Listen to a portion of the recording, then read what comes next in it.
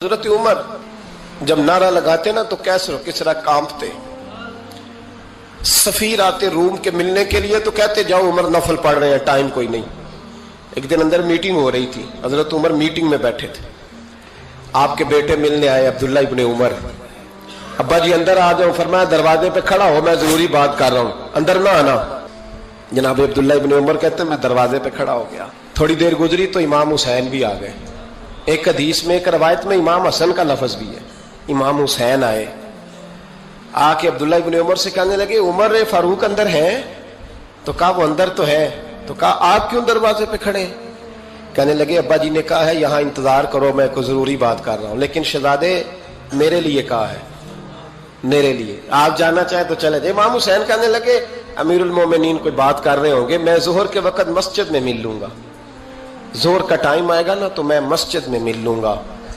ये कह के चले गए। हजरत उमर बाहर आए तो हजरत अब्दुल्ला इब्ने उमर से कहा कि कोई आया तो नहीं? अर्ज की हुजूर हुसैन इब्ने अली आए। हुसैन इब्ने अली। तो कहा अंदर क्यों नहीं भेजा? कहा मैंने कहा था बेशक चले जाएं, लेकिन वो कह रहे थे कि मैं जोहर के वक्त मस्जिद में मिल लूंगा। तो सैयदना उमर फारूक फरमाने लगे अब्दुल्ला तुझे तेरी मार होए, हुसैन को क्यों वापस भेजा? फिर उमर, दुनियादारों के सामने डटना, खड़ा होना उमर पे खत्म है, लेकिन जो अंदर की बात है ना, रूह की, जो अकीदत की बात है, जो वफा का रिश्ता है, उसको कौन समझे? ये जो रूह की मजबूरियां हैं, ये जो वफा की मजबूरियां हैं, इसे लोग क्या समझें? इन्हें क्या पता कि मुर्शद के बेटे के पैर चूमने में हुस्न क्या होता है? इन्हें क्या पता कि जब उस्ताद का बेटा घर में आता है तो दिल करता है मकान बेच के इसे दे दें, इसके बाप की नेकियां बड़ी हैं। जनाब उमर फारूक दौड़े गए, इमाम हुसैन के दरवाजे पे दस्तक दी। इमाम हुसैन बाहर रखा, शहजादे यार मिलने आए थे तो बगैर मिले क्यों आ गए? अर्ज की कि आप मसरूफ थे, आपके अपने बेटे भी दरवाजे पे खड़े थे, तो मैं वापस आ गया। इमाम हुसैन कहते उमर जज्बात में आ गए, सर से पगड़ी गिर गई। कहने लगे हुसैन, मेरे बेटे का और हुसैन का क्या मुकाबला? क्या उसकी मां का नाम फातिमा ज़हरा है? क्या उसकी नानी का नाम खतीजतुल कुबरा है? क्या उसके नाने का नाम मोहम्मद मुस्तफा है? और फिर सर से पगड़ी उतरी थी, अपने बाल जोर से पकड़ लिए। कहने लगे हुसैन, मैं ना मक्के में ऊंट चराया करता था और डंडों से मार खाता था अपने बाप से। ये जो आज सारी दुनिया में उमर के नारे लगते हैं, ये तेरे नाने का सदका है। इब्ने जौजी ने लिखा है सैकड़ों साल पहले, आज के किसी आलिम की बात बताता तो लोग इनकार कर, सैकड़ों साल। कहते हैं बलख में कहत पड़ गया, लोग हिजरत करके समरकंद आ गए, एक सैयदों का खानदान भी आया, एक ऐसी खातून भी आई जिसके साथ 3 बेटियां थी, बेटा भी कोई नहीं, खामंद फौत हो गया। मस्जिद के साथ मेहमान खाने बने होते थे, वहां उसने बच्चों को ठहराया और निकली समरकंद में कि कोई आदमी मिल जाए। तो वो सेठ साहब, चौधरी साहब कहने लगे मुझे कैसे पता चलेगा तू सैयद है? मुझे बताओ, किसी को चौक में खड़ा करके कहा जाए बताओ तू कौन होता है, उस शख्स का क्या असर होता है, क्या हाल होता है? कहा कैसे पता चलेगा? तो सैयदजादी ने अपना पल्लू खोला और अपने आंसू दोनों आंखों से साफ किए। तो कहने लगी अल्लाह तेरा भला करे, मैं साबित नहीं कर सकती कि मैं हुजूर का खानदान, मेरे पास कोई दलील नहीं, मैं नहीं बता सकती। चल ठीक है, चली गई। किसी ने बताया कि यहाँ एक यहूदी भी रहता है, वो बड़ा सखी है, या आतिश परस्त है, या पारसी है काफिर गैर, सखी बड़ा है। उसके पास गई, बैठी रही, लोग बैठे थे, जब चले गए तो करीब गई, कहने लगी मजबूर हूं, परेशान हूं, गरीब नहीं हूं। कहने लगा बीबी तुझे कभी देखा नहीं, समरकंद की इतनी आबादी नहीं, मैं सारे शहर, तू कौन है? तो कहने लगी तारफ ना ही पूछे तो अच्छा है। उसने कहा चलो अगर पता चल जाए तो। कहने लगी मैं मुसलमानों के नबी की औलाद हूं। मुसलमानों? उसने कहा पैगंबर खुदा की औलाद। उठ के खड़ा हो गया, बीबी को साथ लिया, घर गया। कहने लगा जो साफ सुथरा कमरा है ना उसे फिर धो डालो, एक दफा फिर धो डालो। कमरा धुलाया, साफ कराया, फिर कहने लगा बीबी मेरे बर्तन ज्यादा साफ सुथरे नहीं, मैं नए ना खरीद के ला दूं। फिर नए बर्तन लाया। फिर अपने बच्चों से कहने लगा ऊंचा ना भूलना कि सैयदा फातिमा की शहजादियां आई हैं, यहाँ कोई शख्स ऊंची बात ना करे। फिर कहने लगा बीबी जो मेरा बिल्कुल तैयब और हलाल रिज़्क है ना, ये उसमें से लंगर है, लेकिन चूंकि मैं गैर मुस्लिम हूं, मुझे सलीके नहीं आते, जैसा तैसा भी हो ना इसे कबूल कर लेना। खातून को कहने लगा ये घर है, जब तक जी चाहे यहां रहना, पर देखना हो सके तो रात अपने नबी से सिफारिश करना, मेरा भी कोई मसला, मेरी भी कोई कबूलियत कहीं हो जाए। वो मुसलमान कहलाने वाला रात को सोया। कहते जन्नत सजी हुई है, लोग जन्नत में जा रहे हैं,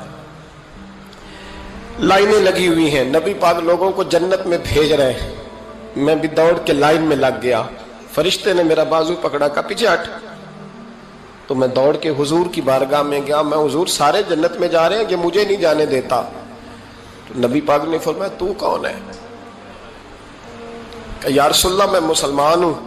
कहते हुजूर मुझसे फरमाने लगे कोई दलील है तेरे पास?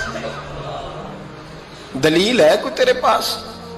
मैं चुप कर गया। फरमाया मेरी बेटी तेरे दरवाजे पर आ ही गई थी तो तू दलीलें पूछने लग गया था। हम जा दौड़ जा। सवेरे आंख खुली तो गलियों में ढूंढता फिरता है, तलाश करता फिरता है, कोने कोने में जाता है वो सादात का घराना कहाँ गया। ढूंढते ढूंढते उस गैर मुस्लिम के दरवाजे पे जाके पहचान लिया। तो कहने लगा खुदा का वास्ता जो तूने नौकरी की है ना, इनकी मुझसे 11 गुना ले ले, ये सादात का घर मुझे दे दे।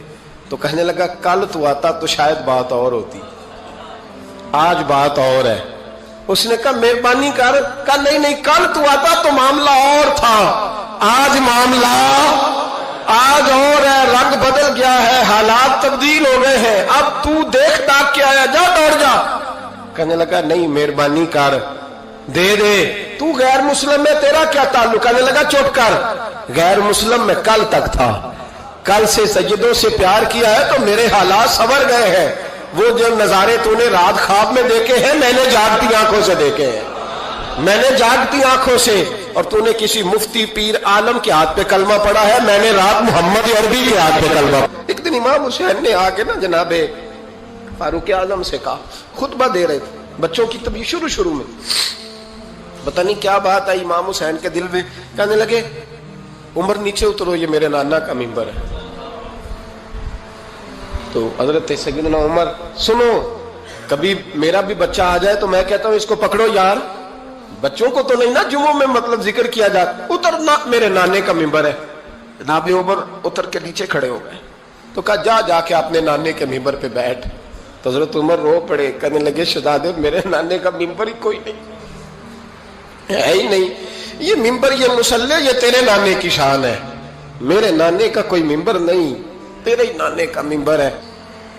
थोड़ी देर खड़े रहे तो इमाम हुसैन कहने लगे अच्छा कोई नहीं आपके नाने का मिंबर का नहीं? कहा चलो फिर मेरे नाने के मिंबर पे बैठ जाओ, चलो खैर है, कोई नहीं आपके नाने का? कहा नहीं।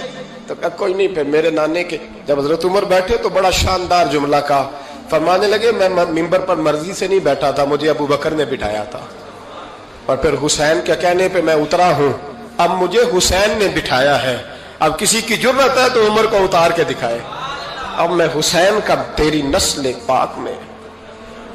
यार कितनी बेशर्मी की बात है, लोग इमाम हुसैन को बागी कहे। वो हजरत इमाम आजम एक बाग में बैठे थे, शागिर्द साथ थे, तो किताबें बिखरी हुई थी, कुछ लिखा जा रहा था, बिखरी हुई थी किताबें। इमाम मोहम्मद भी बैठे थे, इमाम अबू यूसुफ, कई और शागिर्द बैठे थे। तो जब लिखते हैं ना ये लोग तो हवालों की तलाश होती है, किताबें बिखरी हैं, सफ़े बिखरे। बच्चे गेंद के साथ खेल रहे थे तो गेंद अचानक बाग में आई, तो एक छोटा सा बच्चा गेंद लेने आया तो इमाम आजम उठ के खड़े हो गए।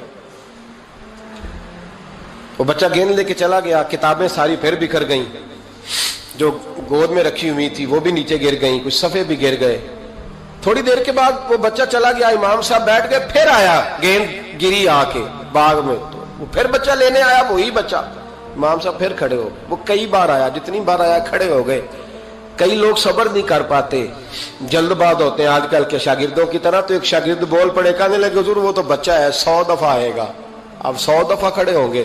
فرمایا تو 100 کی بات کرتا ہے، یہ 1000 دفعہ بھی آیا تو میں کھڑا ہوں گا. کہا حضور بچہ ہے آپ کیوں کھڑے ہو گئے؟ فرمانے لگے معمولی بچہ نہیں، میرے استاد کا پوتا ہے.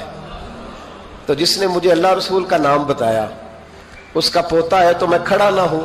اگر استاد کے پوتے کا یہ ادب ہے تو بتاؤ محمد عربی کے نواسے کا کیا ادب ہے؟ رسول اللہ صلی اللہ علیہ وسلم. لوگ سمجھتے ہیں ہم قائل نہیں ہیں وہ والی شہادت بیان کرنے کے جس میں کہتے ہیں ہائے حسین تو سکینہ تو زینب. ہمارے بزرگوں نے ہمیں یہ سبق، ہمارے بزرگوں نے ہمیں بتایا کہ امام حسین کی شہادت اس طرح بیان کرو کہ نوجوانوں میں جذبہ جہاد پیدا ہو، عورتیں صبر کا پہاڑ بن جائیں.